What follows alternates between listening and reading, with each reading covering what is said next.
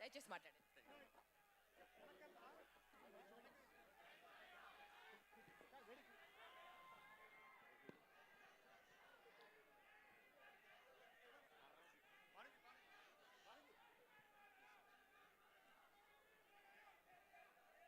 So ఇప్పుడే release trailer కూడా చూశారు.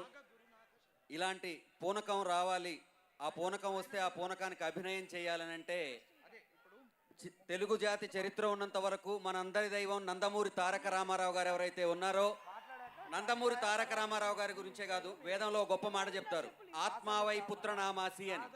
అంటే తండ్రి ఆత్మే కొడుకులాగా పుడతాడు అని. తెలుగు జాతి ఆత్మ గౌరవం రెండూ కలిసి మన బాలయ్య బాబు అయ్యాడు. 56 అక్షరాల తెలుగు భాష, 56 ఇంచుల దర్పం, రాజసం మన బాలయ్య బాబు. సో ఎక్కడో పల్లెటూరులో ఉన్న ప్రతి ఒక్కడు మా బాలయ్య బాబు, నా బాలయ్య బాబు అని చెప్పుకునేటటువంటి ఈ సినిమాకి, అటువంటి యొక్క శక్తిని సరైన స్థానంలో కూర్చోబెట్టడం ఒక్క మా గురువుగారు బోయపాటి శ్రీనివాసరావు గారి వల్లే అవుతుంది. అది ఎన్నోసార్లు మనం చూసాం, అది ఇప్పుడు మళ్ళీ ఇంకోసారి చూస్తాం. అదేవిధంగా ఈ అఖండ సినిమాని ప్రేమించడానికి నేనున్నాను, మీరున్నారు, ప్రపంచం అంతా ఉంది.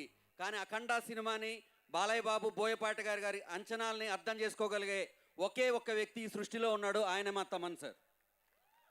ఒకే ఒక్క వ్యక్తి. అఖండాన్ని అర్థం చేసుకోవడం చాలా కష్టం, ఆనందించడం అందరం చేస్తాం, అర్థం చేసుకోవాలి. దాన్ని అర్థం చేసుకోవడానికి ఎంతో సమయం వెచ్చించి మా అందరినీ ఒక చోట పూసగుచ్చి, బాలయ్య బాబు ఎప్పుడు చెప్తుంటాడు, అందంగా ముత్యాలు రాలుతుంటే ఏటవాలుగా ఎంత అందంగా ఉంటుందో అని బాలయ్య బాబు మనం ఎన్నోసార్లు వినుంటాం.